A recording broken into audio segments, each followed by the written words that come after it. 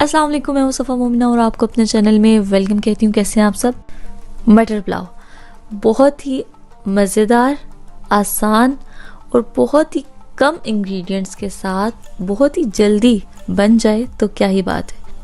अक्सर दावतों में या रोज़मर्रा के खाने में मटर पुलाव को बहुत ही पसंद किया जाता है। वो क्या ही अच्छा हो कि इसको बहुत ही दिलकश तरीके से पेश किया जाए ताकि सामने वाला क्या उठे, वाह क्या बात है। तो फिर चलते हैं आज की रेसिपी की तरफ, देर किस बात की। तो सबसे पहले आपको चाहिए एक देचका जिसमें आपने मटर पुलाव तैयार करना है, ठीक है।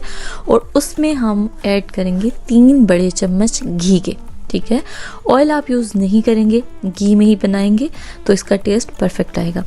देन आपने इसमें ऐड करना है 1 चम्मच ज़ीरा, 3 से 4 अदद लौंग, 10-15 दाने काली मिर्च के, 1 बड़ी इलायची और 2 तेज़पात के पत्ते, ठीक है, तेज़पात।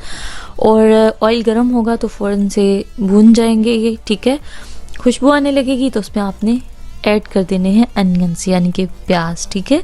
आपने इसको किस हद तक ब्राउन करना है, बहुत ज़्यादा भूनना नहीं है, बिल्कुल लाइट गोल्डन, बिल्कुल लाइट सा कलर जब इसका चेंज हो जाएगा, लाइट कलर आ जाएगा तो आपने इसमें अदरक लहसुन का पेस्ट नहीं बल्कि मोटा मोटा कुटा हुआ अदरक लहसुन शामिल कर देना है, ठीक है।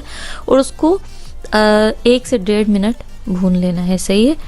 और उसके बाद उसमें टमाटर इस तरह लंबे लंबे स्लाइसेस में काट के, छिलका नहीं उतारा, ठीक है, वो आपने इसमें ऐड कर देना है और उनको नरम होने तक पकाना है, सही है। जब टमाटर नरम पड़ने लग जाएंगे तब हम देखते हैं कि हमने क्या करना है। जब नरम पड़ जाएंगे टमाटर तो फिर आपने उसमें 3 बड़े चम्मच हरी मिर्चें कूट कर शामिल कर देनी है, ठीक है।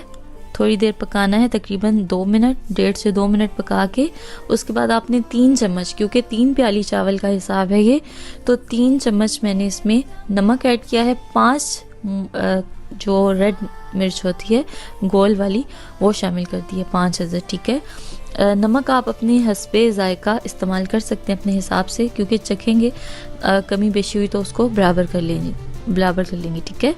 और उसके बाद फिर उसमें तकरीबन 1.5 प्याली मटर है, ठीक है, मटर के दाने वो शामिल कर देंगे और इसको 2 से 2.5 मिनट इसको भूनेंगे। और ये तमाम प्रोसेस जो है वो आपको हाई फ्लेम पे ही करना है, ठीक है, high medium to high flame, बिल्कुल लो फ्लेम नहीं होगी।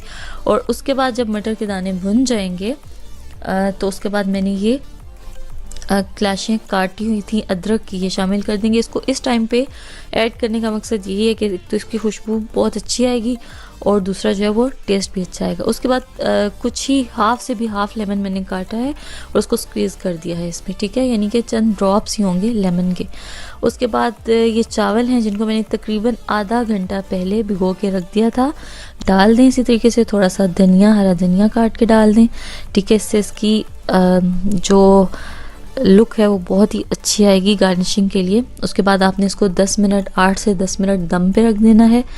और दम का तरीका आपको पता ही है, एक रुमाल से ढक्कन को कवर कर लें और उसके ऊपर कोई वज़न रख दें और दम से हटाने के बाद जस्ट वाओ, बहुत ही ज़बरदस्त, बहुत ही मज़ेदार और बहुत ही अच्छी खुशबू वाला मटर पुलाव तैयार हो चुका है, आप देख सकते हैं।